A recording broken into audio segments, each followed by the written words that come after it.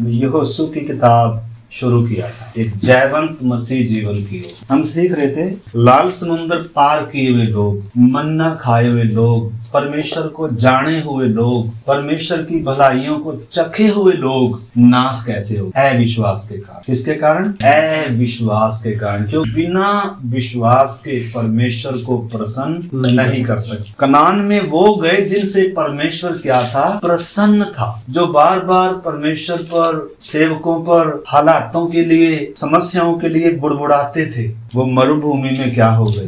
ढेर हो गए। लेकिन हम देखते हैं परमेश्वर ने उसी मरुभूमि में अगली पीढ़ी को क्या किया? तैयार किया। एक सेना के तौर पर उनको तैयार किया और उनको परमेश्वर आगे लेकर जा रहा है यर्दन के पार। हम उधर खड़े हुए। यहोशू और कालेब की क्या खूबी थी? वो पूरी रीति से परमेश्वर के पीछे हो लिए। पूरा समर्पण था, मतलब उनके पूरा विश्वास उनके अंदर था। मरुभूमि का सफर परमेश्वर तंग करने के लिए लेकर नहीं आया था। मरुभूमि में ही इजराइल ने परमेश्वर को जाना है। मन्ना उधर है, सिनाई उधर है, चट्टान से पानी उधर है। परमेश्वर ने कैसे 40 साल न केवल इस बड़ी भीड़ का बल्कि इनके डंगरों का, इनके पशुओं का भी क्या किया? इंतजाम किया। वहां किया जहां मरुभूमि थी, जहां से मतलब कोई उम्मीद नहीं है, वहां परमेश्वर ने काम किया है। हमने समझना, देखो परमेश्वर कौन है। पहली बात अविश्वास के कारण। दूसरी बात अधूरा मन, आधा मन मिस्र में है और आधा मन प्रभु में है। और जितनी मरुभूमि की परीक्षाएं थी उनमें वो क्या होते गए? फेल होते गए, फेल होते गए। मरुभूमि का जीवन किसको दर्शाता है? वो तैयारी का जीवन है। अनुशासित कर रहा है परमेश्वर, उठना सिखा रहा है, कितना खाना है, कितना बटोरना है, बटोरे हुए का कैसे उपयोग करना है। देखो ना, एक एक बात परमेश्वर इस्राएलियों को सिखा रहा है, अनुशासित कर रहा है। मतलब उनको अगर मरुभूमि की परीक्षाओं में जयवंत नहीं हुए, अगर मरुभूमि में हम अनुशासित नहीं हुए, तो यर्दन पार परमेश्वर तब तक रुका रहेगा। यर्दन पार का दूध और मधु का वो अनुभव हम कभी भी क्या नहीं कर पाएंगे? महसूस नहीं कर पाएंगे। तो जो क्रम हम देखते आ रहे पिछले दिनों से, मिस्र में वो मेमना है जिसको क्या करना है? भूंज कर कड़वे साग पात और एक मिली रोटी के साथ फुर्ती से खाना था। और उसके बाद लाल समुद्र पार कर कर उद्धार का क्या है? आनंद है, गीत गाया। और उधर से फिर मरुभूमि का सफर शुरू हुआ। तो वो ट्रेनिंग पीरियड था, मतलब स्कूल था। मतलब आपको मालूम है, दूध पीने वाले बच्चे को या जो बालक हैं उनको कभी सेना में भर्ती नहीं करते। सेना में भर्ती कौन होते हैं? इजराइल में जितने पहली पीढ़ी के सेना में भर्ती हुए थे, जवान लोग थे,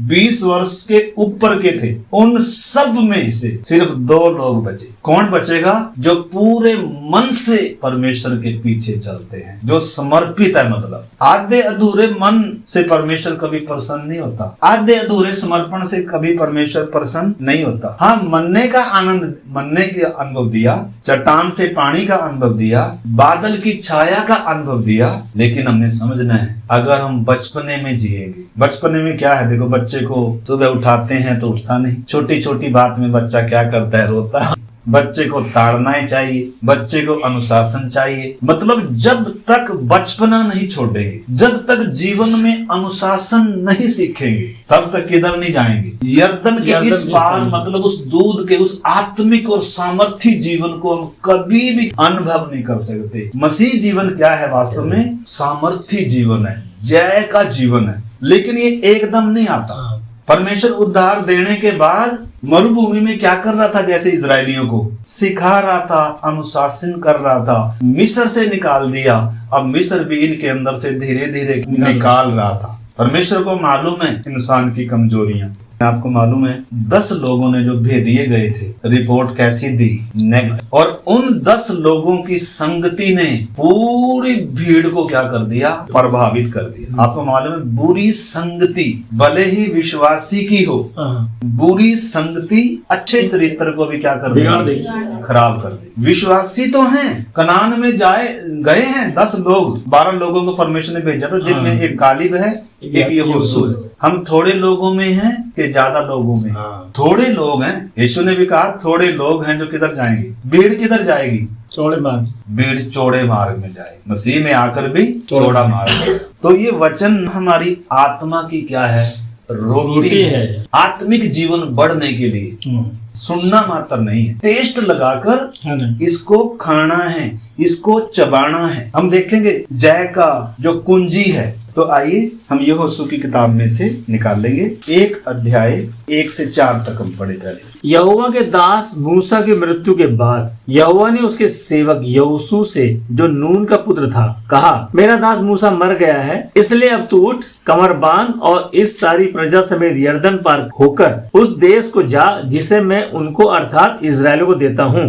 उस वचन के अनुसार जो मैंने मूसा से कहा, अर्थात जिस स्थान पर तुम पांव धरोगे वह सब मैं तुम्हें देता हूँ। जंगल और उस लावालोन से लेकर परात महानद तक और सूर्यास्त की ओर महासमुद्र तक हित्तियों का सारा देश तुम्हारा भाग ठहरेगा। आमीन। पहले जो हमने कुछ बातें इसमें सीखी थी वो अलग पहलू था। परमेश्वर कह रहा है मेरा दास मूसा मर गया है। मूसा व्यवस्था की छाया है, यहोशू किसकी छाया है? यीशु मसीह की। उस पहलू को हमने देख लिया था। तो कोई भी अपने कर्मों से, अपनी व्यवस्था से, मतलब कोई भी अपने बल से किधर नहीं जा सकता, कनान में नहीं जा सकता। यहोशू को जिम्मेदारी है, यहोशू लेकर जाएगा। यहोशू कौन है? यीशु मसीह की छाया है। तो पौलुस कहता है प्रभु हमें जय के उत्सव में लिए फिरता है। प्रभु का काम है, मतलब इसलिए प्रभु की मृत्यु को समझना बहुत जरूरी है। यीशु की मृत्यु को और उसकी जी उठने को, खाली कब्र को, इन दोनों बातों को जब तक हम इनकी गंभीरता नहीं समझेंगे, मतलब तब तक हम क्या नहीं कर पाएंगे। जय के उत्सव में चलने पाएंगे। प्रभु ने हमें जय देनी है। जैसे उद्धार प्रभु की ओर से है, ऐसे ही जय भी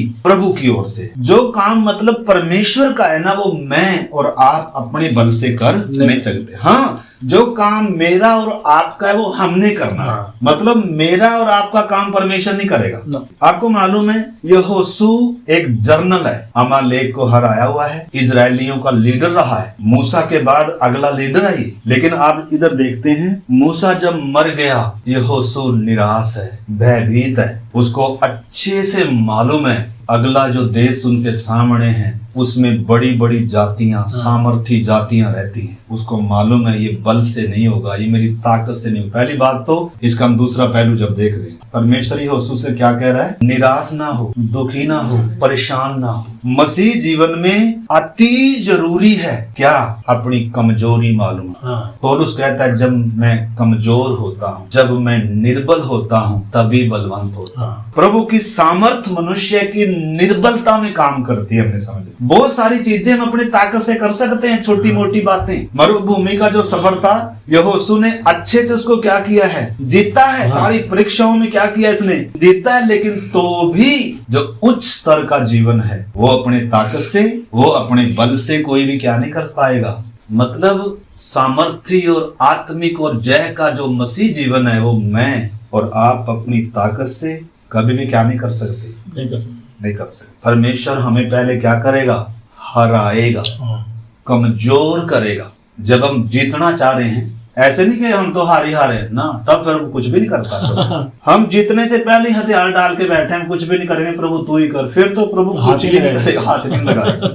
मान लो इधर से 50 किलो का वजन उठाकर इधर रखना है। जब मैं उसको उठाने के क्या कर रहा हूँ? प्रयास कर रहा हूँ, लेकिन उठ नहीं रहा, तब प्रभु काम कर। जब मैं पुकारता हूँ, निर्बल होता हूँ, कमजोर होता हूँ, प्रभु मेरी मदद कर, मैं कमजोर हूँ प्रभु जी, तब प्रभु का काम होता है, तब पवित्र आत्मा का काम होता है, वो सहायक है। लेकिन अगर वजन इधर ही पड़ा हुआ है और मैं इधर ही बैठा हूँ आलसी के समान, प्रभु मेरे से नहीं होगा, मेरे से नहीं होगा। अरे मेरे से तो नहीं होगा, कम से कम हाथ तो लगा, हाथ तो लगा, दिखा तो सही कि मैं जय पाना चाहता हूँ प्रभु, मैं बढ़ना चाहता हूँ प्रभु, मैं उठना चाहता हूँ।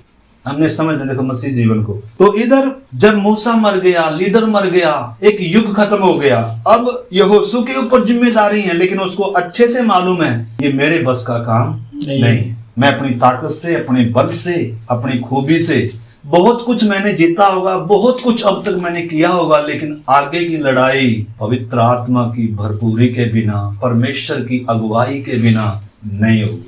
एक स्तर हमारे जीवन में ऐसा भी परमेश्वर लेकर आता है ताकि कोई अपनी ताकत पर, अपने बल पर, अपने ज्ञान पर क्या ना करे, घमंड ना करे। तो हमारी दशा क्या है?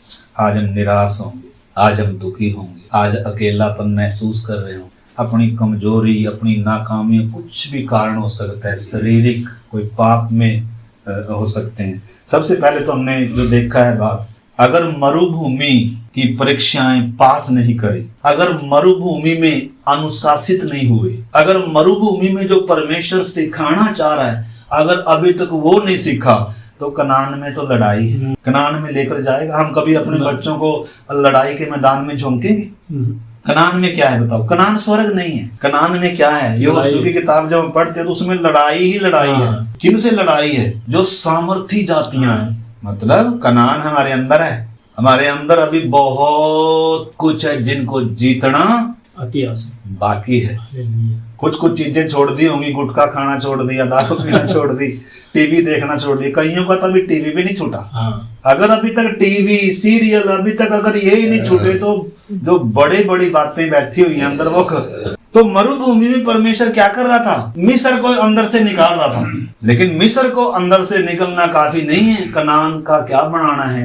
अधिकार बनाना है परमेश्वर के राज्य का। उस धार मतलब परमेश्वर का राज्य क्या है? जीतना है तो क्या होना पड़ेगा? जवान होना पड़ेगा। बचपने को क्या करना पड़ेगा? पौलुस कुरिन्थियों की विश्वासियों को कह रहे तुम में अभी भी लड़ाई और झगड़े हैं। मैंने तुम्हें दूध ही पिलाया, अन्न खाने के लायक। क्योंकि अभी तक अगर दूध पीते हैं, अभी तक अगर बचपने की हालात में हैं, छोटी छोटी बातों में अगर हम मतलब बचपना दिखाते हैं तो आगे कैसे जाएंगे? अन्न किन के लिए है? सियानों के लिए। अन्न सियानों के लिए है। तो हमने समझना होगा कलीसिया यीशु मसीह की सेना है। सेना, हर विश्वासी उसका योद्धा है। योद्धा। लड़ाई किन से है? प्रधानों से है, अधिकारियों से है, अंधकार के हाकिमों से है, दुष्टता की आत्मिक सेनाओं से है। बाहर भी लड़ाई है और हमारे अंदर भी लड़ाई। प्रभु ने कहा जो जय पाएगा। तो सबसे पहले जय किस पर पाना है? मरुभूमि परमेश्वर क्यों लाया? ताकि खाने के ऊपर जय पाए, नींद के ऊपर जय पाए।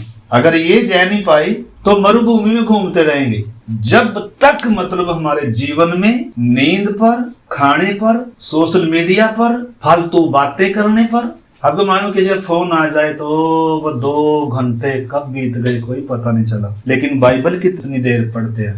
बाइबल 5 मिनट, प्रार्थना 5 मिनट, किसी से बात करना हो कितनी देर? घंटों कर लेंगे बात। जीवन में कोई अनुशासन, दूध और मधु का देश कोसों दूर रहेगा हमारे से। जब तक मतलब हम शरीर पर मन लगाएंगे, संसार पर मन लगाएंगे, तब तक हम कनान पर कभी मन लगाएंगे? स्वर्गीय बातों पर कभी मन लगे? इसलिए लिखा है पृथ्वी पर की नहीं बल्कि स्वर्गीय बातों पर क्या लगना है? मन लगना है। मेरा लक्ष्य क्या है? मसीह जीवन का लक्ष्य क्या है? जब तक मतलब हमें मालूम नहीं होगा तो हमारे ऊपर है। इजरायलियों ने 40 साल बिताए, हम कितने साल बिताएंगे? ये तो पक्का है बच्चों को प्रभु किधर नहीं लेकर जाएगा जब तक मतलब ये तैयार नहीं होंगे कि हम इसको अपने वश में कर सकते हैं। प्रभु हमारी मदद कर। काली बोरी यहोशू ने कहा था उन लोगों से, कह रहा तुम बुड़बुड़ाओ मत, विद्रोह मत करो, उनके ऊपर से छाया हट चुकी है, छाया हमारे ऊपर है और परमेश्वर हमसे खुश है, परमेश्वर हमारे साथ है। तो हम उसको क्या कर लेंगे? नगर को जीत लेंगे, चाहे कितने भी बड़े बड़े अनाकवंशी हो। तो बचपना तो क्या करना पड़ेगा? अभी जब तक बचपना है कहाँ ही घूमते रहेंगे। और ये भी एक सच्चाई है मेरे प्यारे भाई बहनों, कई तो हम में से अभी भी मिस्र में ही है। मिस्र में से परमेश्वर ऐसे किसी को नहीं निकालता, मिस्र में से उसे ही निकालता है। सबसे पहली बात तो जिसको मिस्र की गुलामी का एहसास है। मिस्र गुलामी का देश है। मिस्र में जो फिरौन है, जो मालिक है, वो शैतान है। पूरी मानव जाति उसके वश में पड़ी है। तो सबसे पहले तो परमेश्वर एहसास दिलाता है और जिनको एहसास होता है वो छुटकारे के लिए प्रार्थना करते हैं। प्रभु उधर से अद्भुत रीति से मिस्र को दंड देकर सजा न्याय आया उन सब पर। देवताओं को भी दंड दिया है परमेश्वर और उधर से बड़े सामर्थ्य बनाकर इनको निकाला। उस भूंजे हुए को इन्होंने खाया है, कड़वे के साथ खाया है। पाँव में जूता था, हाथ में लाठी थी और कमर बंधी हुई है और फुर्ती से खाया है। छुटकारे के छाया है, ये हमने समझना है। बहुत सारी बातों का ये तो पुराना नियम है। पुराना नियम नहीं, पुराने नियम से ही हम नया नियम समझते हैं। पुराना नियम छाया है, उपदेश है ये। तो बहुत सारे लोग तो अभी भी किसमें हैं? मिस्र में ही गीत गा रहे हैं। लहू तो लगा लिया होगा, लेकिन वो खाया नहीं जा रहा है, कड़वा। भाई मेमना इसलिए नहीं मरा कि मिस्र में ताली बजाएं, जब तक मिस्र को पराया नहीं समझेंगे। पतरस कहता है मैं तुम्हें परमेश्वर की दया स्मरण कराकर विनती करता हूँ कि अपने आप को परदेसी और यात्री समझकर, आपको मालूम है हम में से जब तक मतलब मैं परदेसी हूँ इस दुनिया में, इस धरती पर मैं परदेसी हूँ, यात्रा में हूँ, ये मेरा घर नहीं है। प्रभु मेरे लिए घर तैयार करने के लिए गया है। जब तक मतलब हम उधर नहीं आंख उठाएंगे, जब तक स्वर्गीय बातों पर, आत्मिक बातों पर मन नहीं लगाएंगे तो किधर ही मन लगा रहेगा? संसार में। संसार में हमें संसार में रहना जरूर है, काम भी करना है, बिजनेस व्यापार भी हम सबके, लेकिन अगर हमारा मन इनमें लग गया तो आत्मिक दर्शन खो जाएगा, प्राथमिकताएं बदल जाएंगी हमारी। मतलब प्रभु ने कहा अन्य जाति किसकी खोज में रहते हैं? रोटी कपड़ा और मकान। अगर मैं और आप भी, हमारी भी यही प्राथमिकताएं हैं। बस प्रार्थना तो संडे के दिन 2 घंटे के लिए है और उसके बाद नहीं, ये नहीं, बल्कि मसीह जीवन 7 दिन और 24 घंटे का है। प्रभु के साथ नूर में चलने का है, प्रभु के साथ चलने का है, उसकी इच्छा के लिए समर्पित होना है, हमें जवान होना है। बहुत सारी चीजें तब तक हमारे जीवन में हम क्या नहीं कर पाएंगे, आत्मिक जीवन के आनंद नहीं ले पाएंगे। मरने में आनंद ले सकते हैं, मेरे साथ है ना सारे। तो क्या मैंने मरुभूमि जीती है? सवाल। जिन्होंने अभी तक लाल समुद्र नहीं पार किया, आज हम सब के सामने ये सवाल है मेरे प्यारे भाई बहनों, क्या मिस्र में नाश हो जाएंगे? क्या गुलामी की दशा में मर जाएंगे? मिस्र गुलामी का देश है। आपको मालूम है, देखो वर्तमान जो संसार है ना, मिस्र से भी हम इसकी तुलना करते हैं। वर्तमान जो पूरा संसार है ना, सदोम और अमोरा के समान है। अगर इसमें मन लगा हुआ है तो नाश हो जाएंगे। यीशु ने कहा लूत की पत्नी को क्या करो? स्मरण करो। हल पर हाथ रखकर पीछे मुड़कर देखने वाला मेरा चेला होने के लायक नहीं, मेरे राज्य के लायक नहीं। आगे देखने के लिए हमें कहा गया है, यीशु की ओर ताकने के लिए हमें कहा गया है। अच्छी तराइयां आएंगी। आपको मालूम है लूत भी अब्राहम के साथ कनान के लिए निकला था, लेकिन अच्छी तराई आई। सदोम और अमोरा में, संसार में अच्छी तराइयां हैं, धन है, दौलत है, नौकरी है, देश है, विदेश है, सब कुछ है, सुंदर है, लेकिन क्या इसमें नाश हो जाएंगे? हमें मालूम होना है, हमारी आंखें खुलनी है, हमारी समझ खुलनी है। ये सदोम और अमोरा है संसार, मुझे इसमें से परमेश्वर निकलने के लिए कह रहा है। लूत को परमेश्वर ने कहा अपने सगे संबंधियों को भी बोल, ये नगर नाश होने जा रहा है। और जो तेरा सगे संबंधी हो, मित्र हो, तेरी मानता हो, क्योंकि उसने अपनी बेटियों की शादी किधर करके रखी हुई थी? शादी नहीं, रिश्ते अन्य जातियों में करके रखे हुए थे, सदोमियों के साथ करके रखे हुए थे। और परमेश्वर ने कहा कि जल्दी से भाई ये नगर छोड़ दो, ये नगर नाश होने जा रहा है। पतरस ने 2000 साल पहले कह दिया संसार, पृथ्वी पर के काम चलने वाले। वैज्ञानिक तो आज अनुमान लगा रहे हैं, लेकिन परमेश्वर के पवित्र वचन में पतरस जो अनपढ़ था, पवित्र आत्मा की प्रेरणा से पहले बता दिया पृथ्वी और पृथ्वी के काम क्या होने जा रहे हैं, जलने जा रहे हैं। अगर हम इस पर मन लगाएंगे तो नाश हो जाएंगे मेरे प्यारे भाई। अगर हम शरीर पर मन लगाएंगे, आत्मा से बढ़कर शरीर की ख्वाहिशें हैं, शरीर को अच्छा सोना कितना अच्छा लगता है, लेकिन आत्मिक जीवन खत्म कर देगा। सोशल मीडिया अच्छी है, पैसा अच्छा है, रिश्तेदारी अच्छी है, लेकिन आत्मिक जीवन क्या हो जाएगा? सूख जाएगा। काम करना है, लेकिन अगर जितना जरूरी हम भोजन समझते हैं, रोटी समझते हैं, उतना ही जरूरी आत्मा का भोजन, परमेश्वर की संगति, परमेश्वर के साथ चलना, परमेश्वर की इच्छा को अगर हम नहीं समझते तो संसार में क्या हो जाएंगे? तो सबसे पहला तो, क्योंकि हम में से कुछ भाई बहन अभी मिस्र में हैं, प्रभु का आगमन भले ही निकट ना हो, हालांकि निकट है। दिन बुरे हैं, अधर्म, पाप, बुराई बढ़ती जा रही है, भूकंप की तीव्रता बढ़ती जा रही है। प्रभु का आगमन निकट है। धरती पर वो क्लेश आने जा रहा है। आज तक ऐसा क्लेश कभी हुआ नहीं है जैसा अब होगा। 7 साल धरती पर जो महाक्लेश होगा, परमेश्वर की विपत्तियां आ रही हैं, कटोरे उंडेले जा रहे हैं, रूह कांप जाए सचमुच में जब हम उन घटनाओं को याद करते हैं प्रकाशित वाक्य में। ये तो जब तक कलीसिया धरती पर है, पृथ्वी का नमक धरती पर है, जब तक मसीह की ज्योति धरती पर है, जब तक मसीह की दुल्हन धरती पर है, जब तक दुनिया के लिए प्रार्थना करने वाले लोग धरती पर हैं, जब तक मध्यस्थ धरती पर हैं, कलीसिया का निर्माण अभी अधूरा है। जब आखिरी पत्थर लग जाएगा उसी समय तुरही फूकेगी और कलीसिया उठाई जाएगी। उसके बाद कलेश के दिनों में जो कुछ भी हम अपना समझ कर चल रहे हैं, ये शरीर भी हमारा नहीं होगा। इतनी तकनीक आ चुकी है। एंटी क्राइस्ट की मोहर किस पर होगी? माथे पर होगी, पूरा दिमाग कंट्रोल करेगा। ऐसे युग में हम आ चुके हैं। अगर अब भी सोए हुए हैं, अब भी उद्धार कोई कीमती नहीं है, कोई जरूरी नहीं है, अब भी संसार में खाने पीने और उन बातों में लगे हुए हैं, यीशु ने चेतावनी दी है। जैसे नूह के दिन थे, लोग खाते थे, लोग पीते थे, ब्याह शादी हो रही थी, पार्टियां हो रही थी, लोग एंजॉय कर रहे थे। नूह प्रचार कर रहे, मन फिराव कर रहे, बूढ़े का दिमाग सटिया गया। आज अगर किसी को ऐसी बात बोले ना तो बोलेंगे ये तो पागल होगा। प्रभु तो हमें आशीष देने आया, प्रभु आशीष देने आया। प्रभु ने क्या कहा? तुम्हारा मन व्याकुल ना डरे ना घबराए।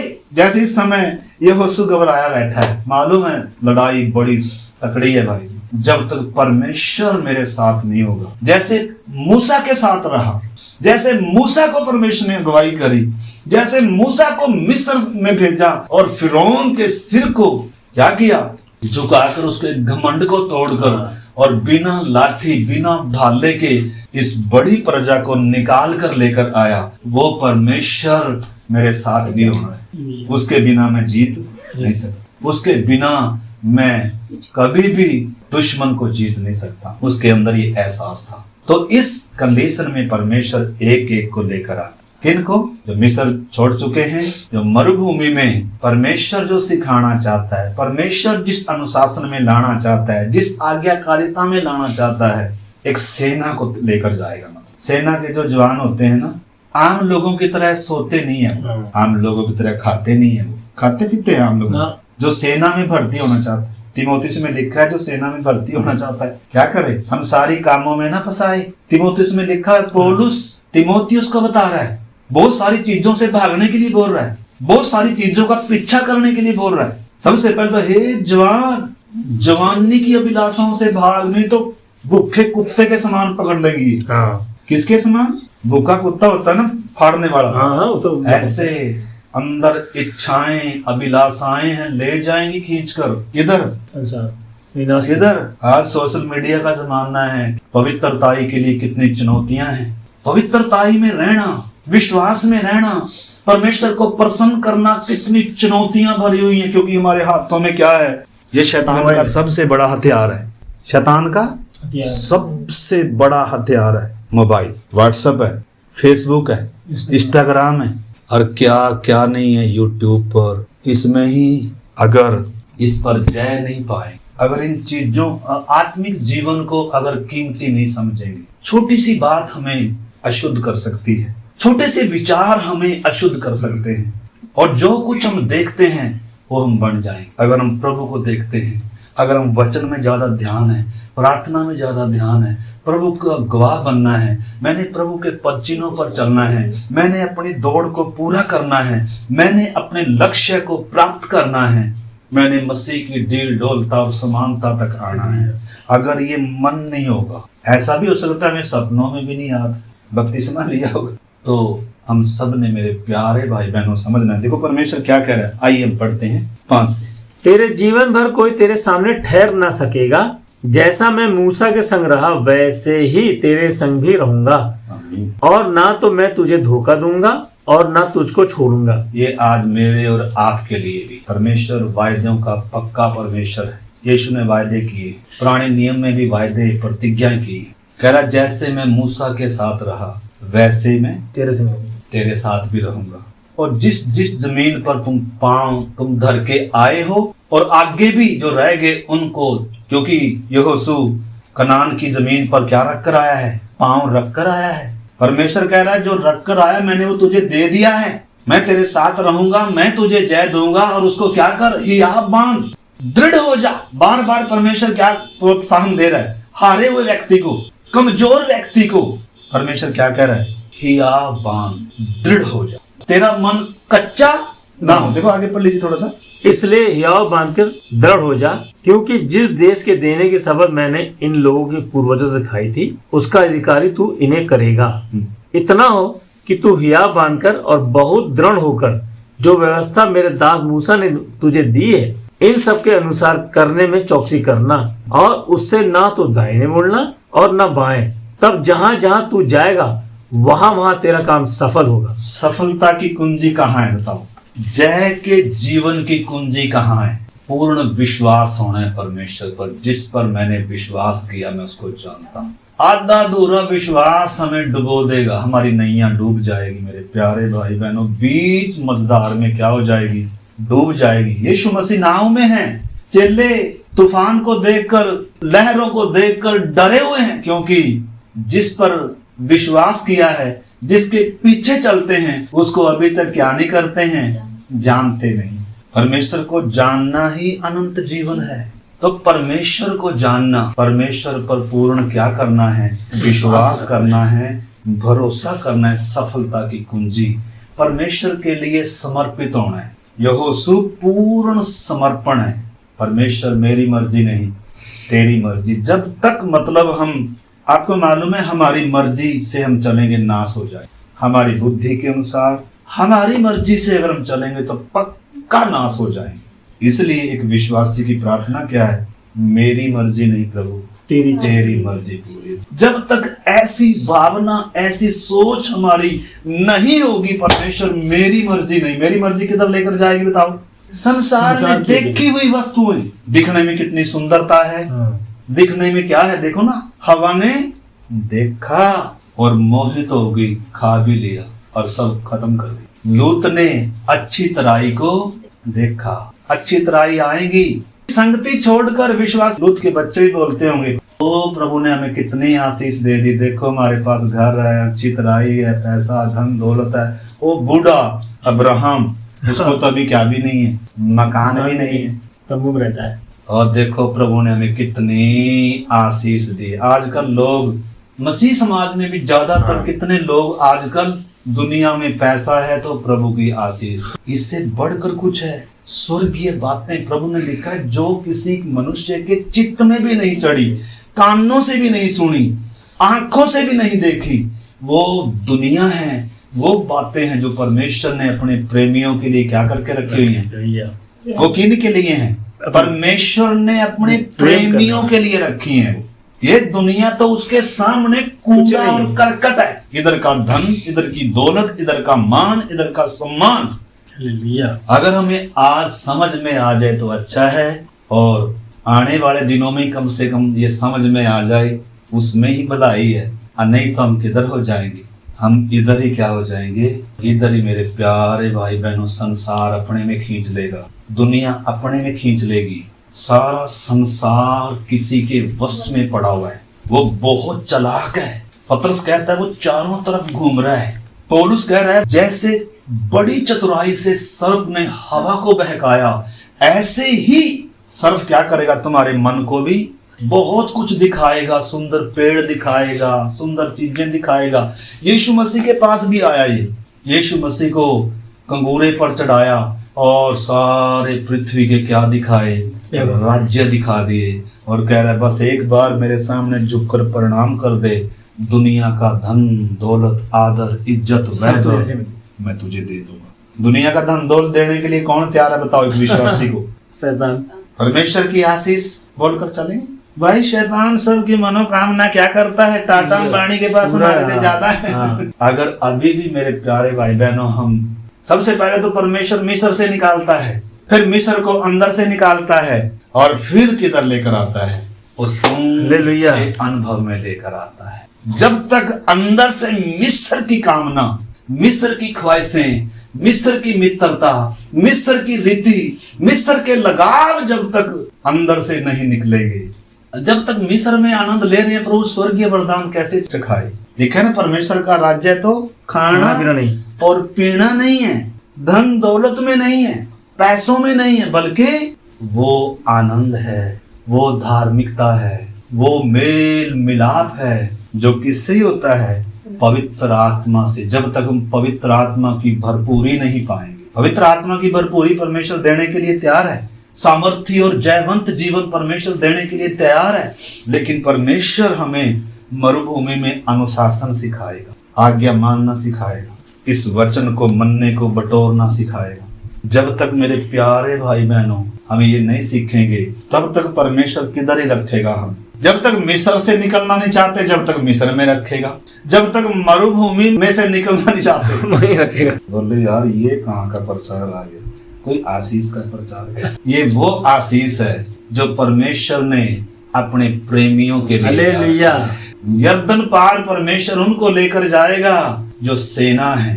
इसलिए लिखा है, एक विश्वासी की जो वर्दी है इफिसियों में लिखी हुई है, उद्धार का तो, धार्मिकता की जिलम, सच्चाई का कमरबंद, सुसमाचार की जूता, पाँवों में मेल और सुसमाचार की तैयारी का जूता, हाथ में विश्वास की ढाल। विश्वास अगर नहीं है तो शैतान खत्म कर देगा, बर्बाद कर देगा। शैतान के तीर आएंगे, शैतान जख्मी करेगा।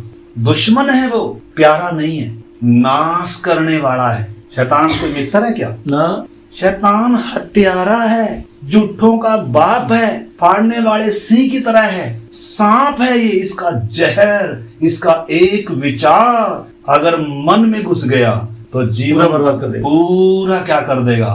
बर्बाद कर देगा। इसलिए विश्वास की क्या होनी है? ढाल होनी।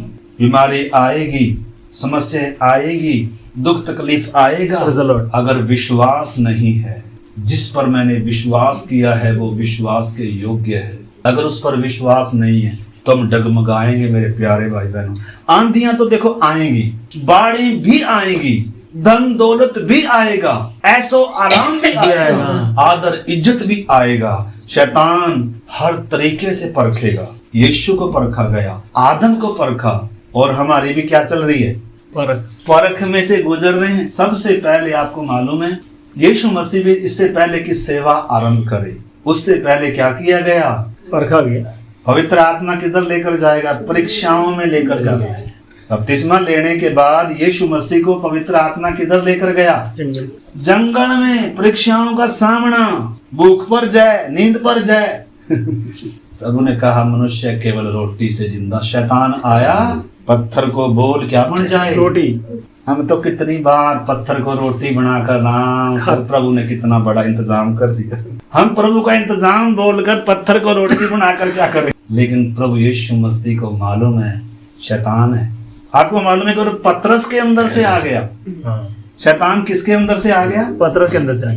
हमारे बगल वाले के अंदर से आ जाएगा, हम कैसे पहचानेंगे? प्रभु तो कह रहा था, मैं क्रूस पर चढ़ाया जाऊंगा, मैं पापियों के हाथ पकड़वाया जाऊंगा, लोग मुझे टट्टों में उड़ाएंगे, उपहास करेंगे और क्रूस पर चढ़ाएंगे। प्रभु तो ये कह रहा था। पतरस एक साइड में ले गया, प्रभु तेरे साथ ऐसा। देखने में लगता है, देखो अगर यीशु की कोई चिंता करने वाला है तो कौन है? जैसे सांप के अंदर से हवा के पास, हवा कितनी मीठी मीठी बातें कर रहा था।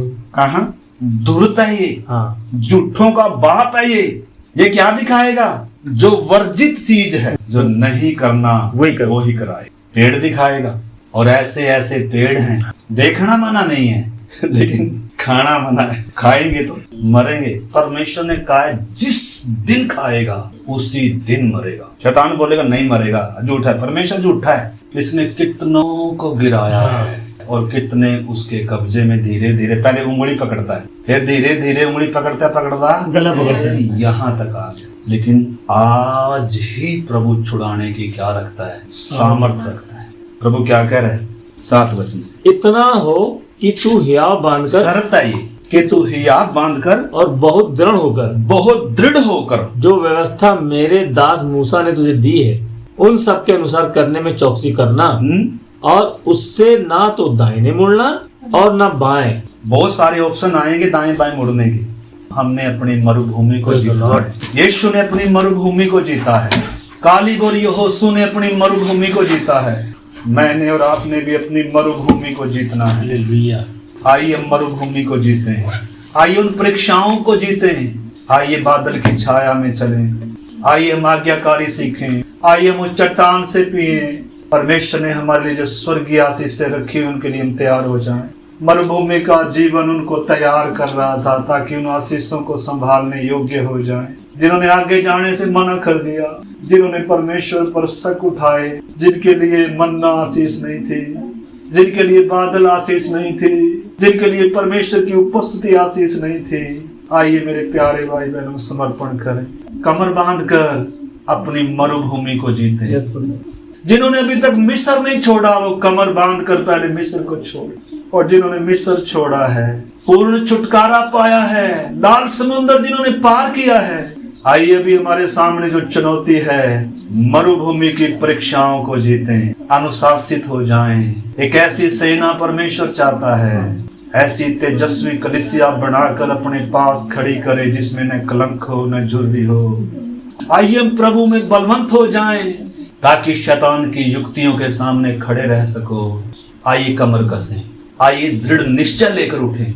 मैं हर सुबह उठकर प्रार्थना करूंगा, मुझे कोई नहीं उठाएगा आज के बाद, मैं खुद उठूंगा प्रभु, मैं तुझसे प्रार्थना करूंगा। भोर को मेरी वाणी तुझे सुनाई देगी प्रभु। जब तक प्रार्थना का जीवन नहीं होगा, जब तक परमेश्वर को सुनने का मन नहीं होगा, जब तक वचन के अनुसार चलने का समर्पण नहीं होगा, तब तक बहुत सारी बातें मसीह जीवन की भरपूरी से हम दूर हैं मेरे प्यारे भाई बहनों। आइए हम प्रार्थना करें, आइए हम संसार में की वस्तुओं से मन को हटाएं। पत्रस ने कहा पृथ्वी और पृथ्वी पर की बातें जल जाएंगी। आइए हम श्रेष्ठ बातों पर मन लगाएं, आइए हम आत्मा पर मन लगाएं, प्रार्थना करें।